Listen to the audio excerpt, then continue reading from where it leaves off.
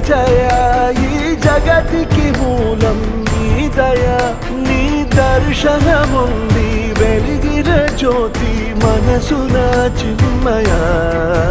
పరమాణువు రూపం విశ్వాకారం నిండుగా నిండే